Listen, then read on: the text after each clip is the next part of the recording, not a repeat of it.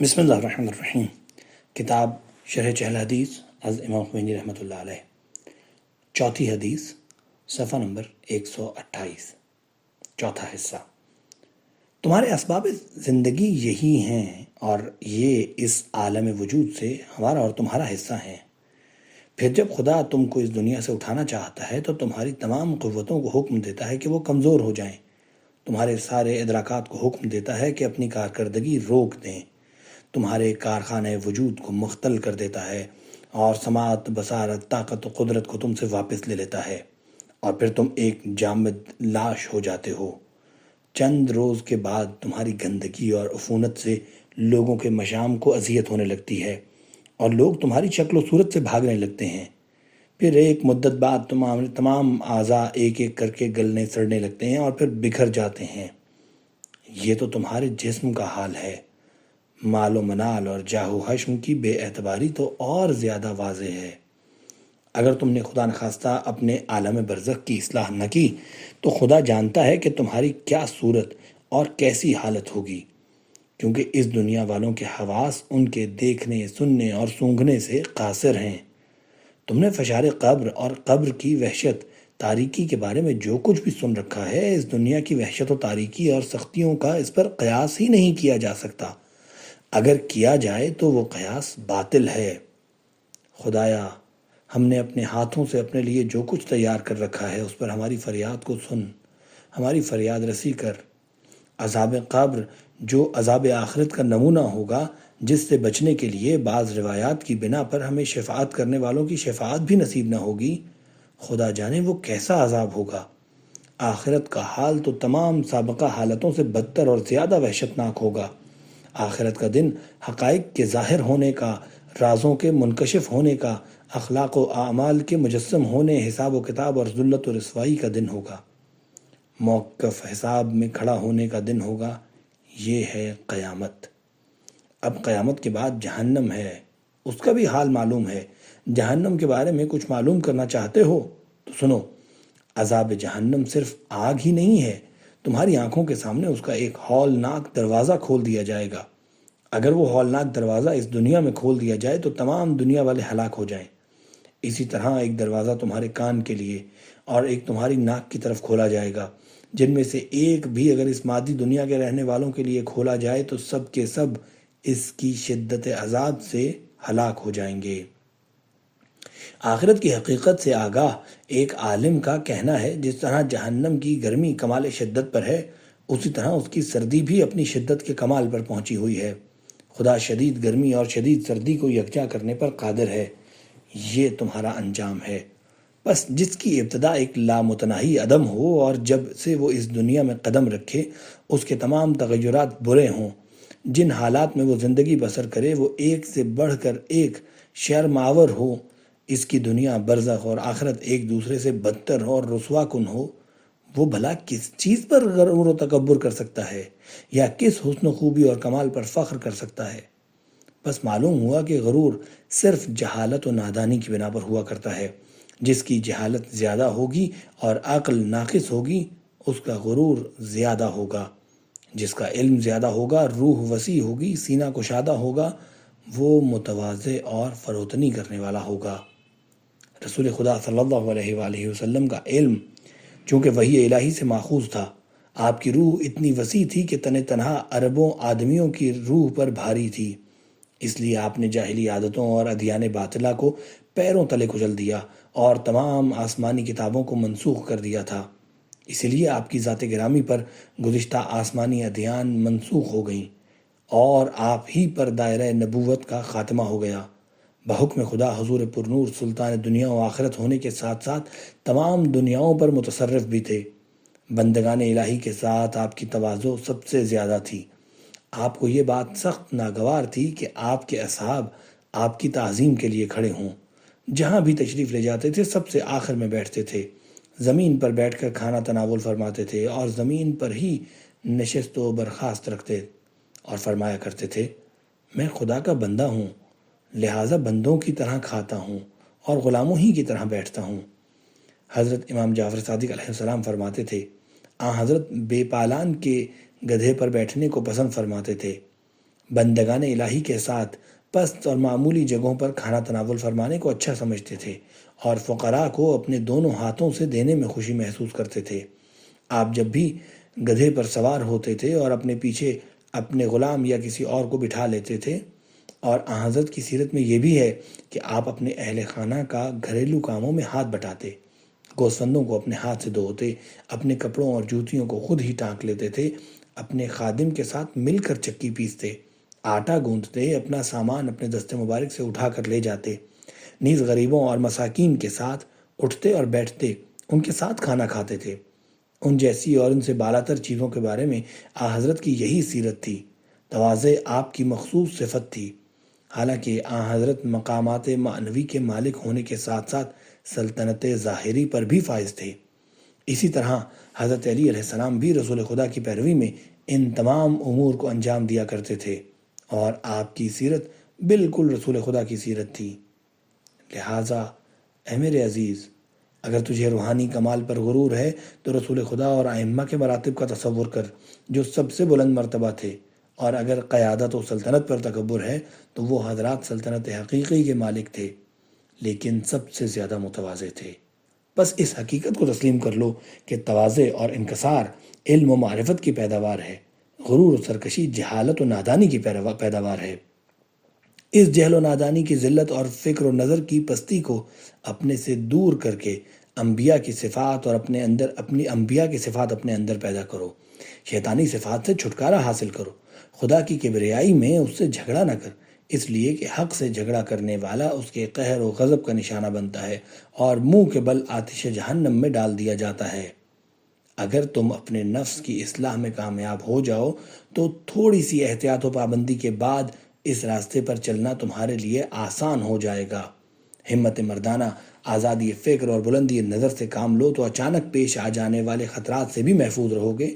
نفس امارہ اور شیطان پر غلبہ حاصل کرنے اور راہ نجات حاصل کرنے کے لیے صرف ایک ہی راستہ ہے کہ نفس امارہ اور شیطان کی خواہشات کے برخلاف ہمیشہ عمل کرتے رہو۔ نفس کو کچلنے کے لیے اس سے بہتر کوئی راستہ نہیں ہے کہ فروتنی کرنے والوں کی صفت کو اپنا لو اور ان کے کردار و سیرت کے سانچے میں اپنے آپ کو ڈھال لو۔ تمہارا غرور چاہے جس درجے کا ہو، علم و عمل کے جس کسی مخصوص شعبے میں تمہاری چاہے جتنی بھی مہارت ہو، کچھ دنوں تک اپنی نفسانی خواہشات کے خلاف عمل کرتے رہو اور علمی نکات پر غور و فکر کے ساتھ ساتھ دنیاوی و اخروی نتائج پر بھی غور کرو۔ امید ہے کہ تمہاری راہ آسان ہو جائے اور تم اپنے مقصد میں کامیاب ہو جاؤ۔ مثلاً اگر نفس کی خواہش ہے کہ صدر مجلس پر قبضہ کر کے اپنے ہم مرتبہ لوگوں پر فوقیت حاصل کرو تو تم اس کے برخلاف عمل کرو۔ اگر غریبوں اور مسکینوں کے ساتھ نشست و برخاست کو دل نہیں چاہتا تھا تو دل کی ناک رگڑ دو اور غریبوں کے ساتھ اٹھو بیٹھو، کھاؤ پیو، سفر کرو، مذاق کرو۔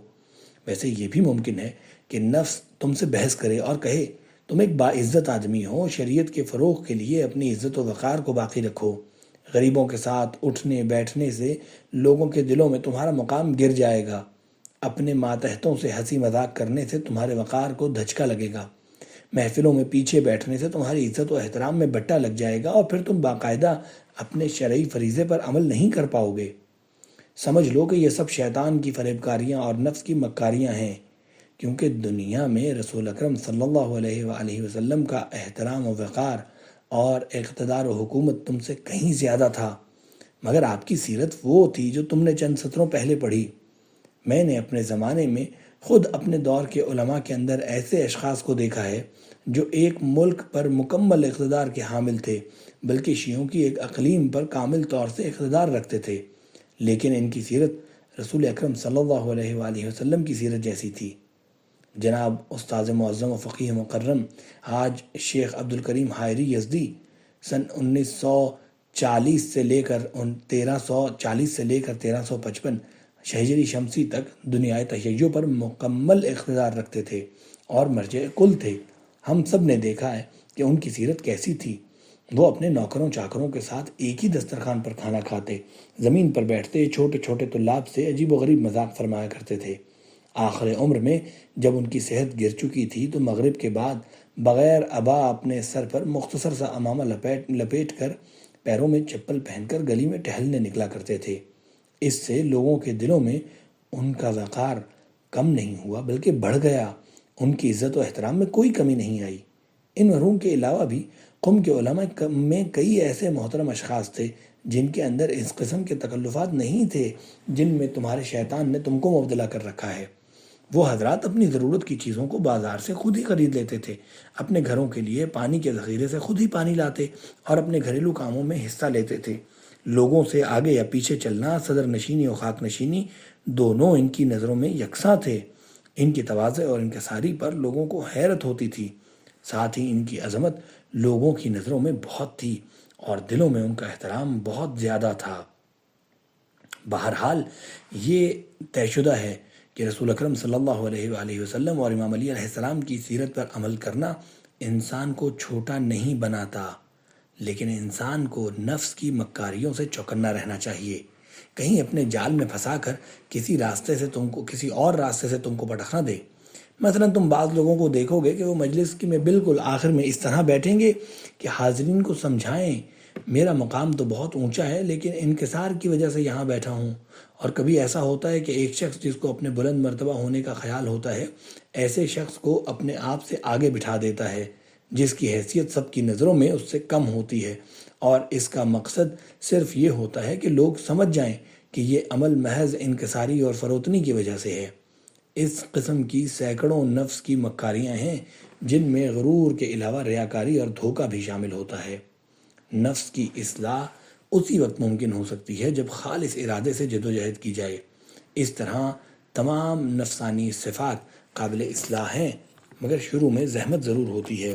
البتہ اگر کوئی نفس کی اصلاح کرنے کو طے ہی کر لے تو پھر اس میدان میں اترنے کے بعد مسئلہ سہل و آسان ہو جاتا ہے۔ اصل بات اصلاح اور بہتری کا سچا اور پکا ارادہ کرنا اور خواب غفلت سے بیدار ہونا ہے۔ بیداری انسانیت کی پہلی منزل۔ انسانیت کی سب سے پہلی منزل خواب غفلت سے بیداری، طبیعت کے نشے سے ہوشیاری اور یہ سمجھنا ہے کہ انسان ایک مسافر ہے اور ہر مسافر کے لیے زاد راہ کی ضرورت ہوتی ہے۔ انسان کا زاد راہ اس کی اچھی خصلتیں ہیں۔ اس سفر کی سواری خوفناک و خطرناک اور راستہ اتنا تنگ و تاریک ہے جو تلوار سے تیز تر اور بال سے باریک تر ہے، جس کے لیے ہمت مردانہ چاہیے۔ اس گھٹا ٹوپ اندھیرے راستے کی روشنی ایمان اور اچھی عادتیں ہیں۔ اگر کسی نے سستی برتی تو اس صراط سے گزر نہیں سکے گا، منہ کے بل جہنم میں جا گرے گا، خاک ذلت و رسوائی میں گرے گا اور ہلاکت کی چٹان سے ٹکرا کر پاش پاش ہو جائے گا۔ جو اس صراط سے نہیں گزر سکے گا وہ صراط آخرت سے بھی نہیں گزر سکے گا۔ اے میرے عزیز، ذرا ہمت کر اور جہالت و نادانی کے پردے کو تار تار کر کے اس خطرناک بھنور سے نجات حاصل کر۔ مولائے متقیان رہنمائے حقیقی حضرت علی علیہ السلام مسجد میں اس طرح نالہ و فریاد کرتے تھے کہ مسجد کے پڑوس میں رہنے والے بھی سنتے تھے۔ تجہزوا رحمکم اللہ فقد نودی فیکم بالرحیل، خدا تم پر رحم کرے، سامان سفر درست کر لو، اس لیے کہ کوچ کا نقارہ بچ چکا ہے۔ نفسانی کمالات، تقوی قلب، اعمال صالحہ، صفائے باطن اور ہر عیب سے پاک و پاکیزہ ہونے کے علاوہ اس راہ میں کوئی سامان کام نہ آئے گا۔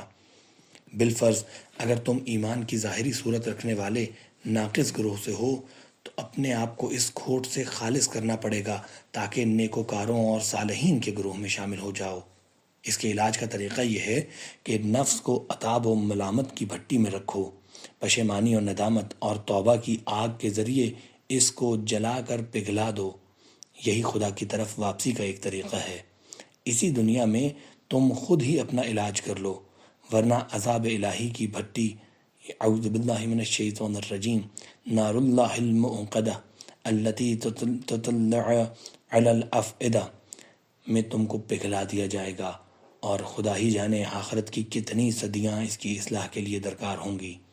اس دنیا میں پاک ہونا سہل و آسان ہے، یہاں پر تبدیلیاں اور تغیرات بہت تیزی سے واقع ہوتے ہیں، لیکن آخرت میں تغیرات دوسرے ڈھنگ سے ہوتے ہیں اور نفسانی صفات میں سے کسی ایک صفت کے زوال کے لیے صدیوں کی ضرورت ہوتی ہے۔ لہٰذا میرے بھائی، جب تک عمر و جوانی، طاقت و اختیار باقی ہے، نفس کی اصلاح کر لے۔ یہاں کے جاہ و مقام کی فکر نہ کر، ان وقتی چیزوں کو روند ڈالو۔ تم آدم کی اولاد ہو، اس لیے شیطان کی صفت کو اپنے سے دور کر دو۔ ممکن ہے شیطان غرور کو دیگر برے صفات کے مقابلے میں زیادہ اہمیت دے، کیونکہ یہ خود اس کی صفت ہے اور اس کی وجہ سے بارگاہ خدا سے اس کو نکالا گیا تھا۔ اس لیے وہ چاہتا ہے کہ ہر عارف شخص عام آدمی اور جاہل کو اپنا ہم مسلک بنا لے، اور پھر جب اس بری صفت میں مبتلا ہو کے عالم آخرت میں اس سے ملاقات کرو گے تو تم کو اس کی ملامت کا بھی سامنا کرنا پڑے گا۔ وہ تم سے کہے گا، اے آدم زاد، کیا انبیاء نے تجھے نہیں بتایا تھا کہ تیرے باپ سے تکبر ہی کی وجہ سے مجھے بارگاہ عزتی میں نکالا گیا تھا؟ اپنی تعظیم اور آدم کی تحقیر کی وجہ سے میں ملعون قرار دیا گیا تھا۔ پھر تم نے اپنے آپ کو اس بلا میں کیوں مبتلا کر لیا؟ اس وقت تم عذابوں، مصیبتوں، حسرتوں اور ندامتوں میں مبتلا ہونے کے علاوہ جن میں سننے کی بھی تاب لانا مشکل ہے، دنیا کی ذلیل ترین اور پست ترین مخلوق کی لعنت و ملامت کی بھی سننی پڑے گی۔ دیکھو، شیطان نے خدا کے ساتھ تکبر نہیں کیا تھا، اس نے تو جناب آدم کے ساتھ، جو بہرحال مخلوق تھے، ان کے ساتھ تکبر کیا تھا اور کہا تھا، خلقتنی من نار وخلقتہ من طین، مجھے آگ جیسی بلند چیز سے پیدا کیا اور آدم کو مٹی سے۔ شیطان نے اسی بنا پر تو اپنے آپ کو برتر اور آدم کو پستر سمجھا تھا۔ مگر تم بھی آدم کے بیٹوں کو اپنے سے کمتر سمجھتے ہو، تم بھی تو احکام الہی سے سرکشی کرتے ہو۔ خدا نے فرمایا، انکسار کرو، تواضع کرو، مگر تم بندگان الہی کے ساتھ تکبر کرتے ہو، اتراتے ہو۔ صرف شیطان ہی پر کیوں لعنت بھیجتے ہو؟ اپنے خبیث نفس کو بھی لعنت میں شریک کرو، کیونکہ اس بری صفت میں تیرا نفس بھی تو شیطان کا شریک ہے۔ تم خود شیطان کے مظہر ہو، بلکہ مجسم شیطان بن جاتے ہو سکتا ہے تمہاری اخروی اور برزخی صورت بھی شیطانی ہو، اس لیے کہ آخرت میں صورتوں کا معیار ملکات نفس ہیں، لہٰذا تم شیطان کی صورت رکھ سکتے ہو، چونٹی بھی ہو سکتے ہو۔ عالم آخرت کے معیارات یہاں سے مختلف ہیں۔ چھٹی فصل، حسد بھی کبھی غرور کا مبدا ہوتا ہے۔ یہ بات سمجھ لو کہ کبھی محروم کمال صاحب کمال سے تکبر کرنے لگتا ہے، جیسے غریب امیر سے اور جاہل عالم سے تکبر کرے۔